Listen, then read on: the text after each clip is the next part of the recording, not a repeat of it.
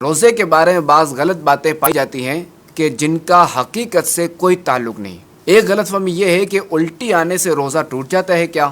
تو درست مسئلہ یہ ہے کہ خود بخود کتنی ہی الٹی آئے اس سے روزہ نہیں ٹوٹتا، البتہ جان بوجھ کر انگلی منہ میں ڈال کر الٹی کی، وہ اگر منہ بھر ہوگی تو اس سے روزہ ٹوٹ جائے گا۔ ایک اور غلط فہمی کہ بحالت روزہ احتلام ہو جائے تو اس سے روزہ ٹوٹ جاتا ہے۔ درست مسئلہ یہ ہے کہ روزے کی حالت میں احتلام ہونے سے روزہ نہیں ٹوٹتا۔ تیسری غلط فہمی، کچھ لوگ سمجھتے ہیں کہ تھوک یا بلغم نگل جانے سے روزہ ٹوٹ جائے گا یا مکروہ ہوگا، اسی بنا پر وہ بار بار تھوکتے رہتے ہیں۔ درست مسئلہ یہ ہے کہ تھوک اور بلغم منہ میں نگلنے سے روزہ نہیں ٹوٹتا۔ ہاں، منہ سے باہر نکالا، مثلا ہتھیلی پر ڈالا، ہتھیلی پر تھوکا اور پھر اسے دوبارہ منہ میں ڈال لیا تو اب روزہ ٹوٹ جائے گا، مگر عام طور پہ ایسا کوئی نہیں کرتا کہ اسے لوگ گن کھاتے ہیں۔ چوتھی غلط فہمی، کچھ لوگ روزے میں تیل خوشبو لگانے کو صحیح نہیں سمجھتے۔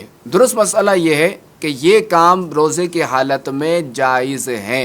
کیا روزے کی حالت میں سرما لگانا جائز ہے؟ تو سرما لگانے سے بھی روزہ نہیں ٹوٹے گا، البتہ کاجل کا حکم سرمے والا نہیں، کاجل سے پرہیز کی جائے۔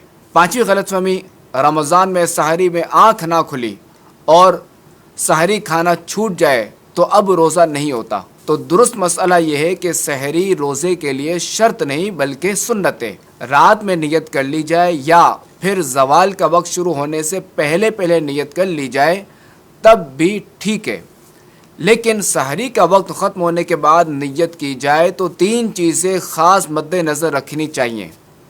اول یہ کہ روزہ بند ہونے کے بعد سے نیت کرنے تک جان بوجھ کر کوئی منافی روزہ کام مثلا کھانا پینا وغیرہ نہ کیا ہو۔ دوسرا یہ کہ یہ نیت کرے کہ میں روزہ بند ہونے کے وقت سے روزے سے ہوں۔ تیسرا یہ کہ زوال کا وقت شروع ہونے کے بعد نیت نہیں ہو سکتی۔ چھٹی غلط فہمی، رات میں غسل فرض ہو جائے تو اب روزہ شروع ہونے کے بعد کلی یا ناک میں پانی افطار کے وقت ہی ڈالیں گے۔ تو درست مسئلہ یہ ہے کہ روزہ شروع ہونے سے پہلے غسل فرض ہو یا روزے میں احتلام ہو جائے تو غروب کا انتظار نہیں کریں گے کہ روزے کی حالت میں نہانا ہو، تب بھی غسل کے تمام فرائض ادا کیے جائیں گے کہ غسل میں کلی کرنا اور ناک میں نرم حصے تک پانی پہنچانا فرض ہے۔ اس کے بغیر نہ غسل اترے گا نہ ہی نمازیں ہوں گی۔ اور یاد رہے کہ روزہ ہو تو غرغرہ نہیں کریں گے، اور عام دنوں میں بھی غرغرہ غسل کا فرض یا کلی کا حصہ نہیں بلکہ یہ الگ سے سنت ہے، وہ بھی اس وقت جب روزہ نہ ہو۔ البتہ روزے کی حالت میں ناک میں پانی سانس کے ذریعے اوپر کھینچنے کی اجازت نہیں۔ ساتویں غلط فہمی، حالت روزہ میں مسواک نہیں کی جا سکتی۔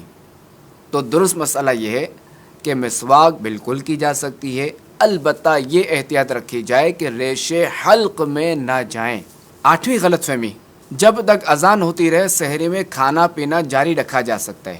تو درست مسئلہ یہ ہے کہ اذان فجر نماز فجر کے لیے ہوتی ہے، اور جب یہ دی جاتی ہے تو اس وقت سحری کا وقت ختم ہو چکا ہوتا ہے، تو لہٰذا جو اذان کے وقت کھانا پینا جاری رکھتے ہیں یا پوری اذان ختم ہونے کا انتظار کرتے ہیں تو یاد رکھیے کہ ایسوں کا روزہ نہیں ہوتا۔